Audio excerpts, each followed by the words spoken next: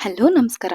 Mutton sambar non veg ಪ್ರಿಯರ favourite ಅಂತಾನೆ ಹೇಳ್ಬೋದು. ಇಲ್ಲಿ ನಾನು 1.5 ಕೆಜಿ ಮಟನ್‌ಗೆ 1 ಹಿಡಿಯಾಗೋಷ್ಟು ಬೆಳ್ಳುಳ್ಳಿ, ಅರ್ಧ ಹಿಡಿಯಾಗೋಷ್ಟು ಶುಂಠಿ, 2 ಈರುಳ್ಳಿ, 20 ಮೆಣಸಿನಕಾಯಿ, ಸ್ವಲ್ಪ ಚಕ್ಕೆ, ಲವಂಗ, ಸೋಂಪು, ಎಳ್ಳು, ಗಸಗಸೆ ಹಾಕಿ ಚೆನ್ನಾಗಿ ಕೆಂಪಗಾಗೋವರೆಗೂ ಫ್ರೈ ಮಾಡ್ಕೊತಿದ್ದೀನಿ. ನಂತರ ಒಂದು ಮಿಕ್ಸಿ ಜಾರ್‌ಗೆ ಸ್ವಲ್ಪ ಕೊಬ್ಬರಿ, ಕೊತ್ತಂಬರಿ, ಪುದೀನ ಹಾಗೂ ಈ ಫ್ರೈ ಮಾಡ್ಕೊಂಡಿರೋ ಎಲ್ಲ ಇಂಗ್ರೀಡಿಯೆಂಟ್ಸ್ ಜೊತೆಗೆ 4 ಸ್ಪೂನ್ ಧನಿಯಾ ಪೌಡರ್ ಕೂಡ ಆ್ಯಡ್ ಮಾಡಿಕೊಂಡು ಸ್ವಲ್ಪ ನೀರು ಹಾಕ್ಕೊಂಡು ನೀಟಾಗಿ ಗ್ರೈಂಡ್ ಮಾಡ್ಕೊಳ್ಳಿ.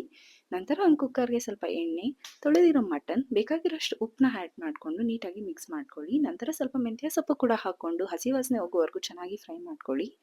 ನಂತರ ರುಬ್ಬಿರೋ ಮಸಾಲೆ ಹಾಕಿ ನೀಟಾಗಿ ಮಿಕ್ಸ್ ಮಾಡಿಕೊಂಡು ಬೇಕಾಗಿರೋಷ್ಟು ನೀರು ಆ್ಯಡ್ ಮಾಡಿ 2ರಿಂದ 3 ವಿಷಲ್ ಕೂಗಿಸ್ಕೊಂಡ್ರೆ ಮಟನ್ ಸಾಂಬಾರ್ ಮನೆಯಲ್ಲಿ ತುಂಬಾನೇ ಸಿಂಪಲ್ ಆಗಿ ರೆಡಿ ಆಗುತ್ತೆ.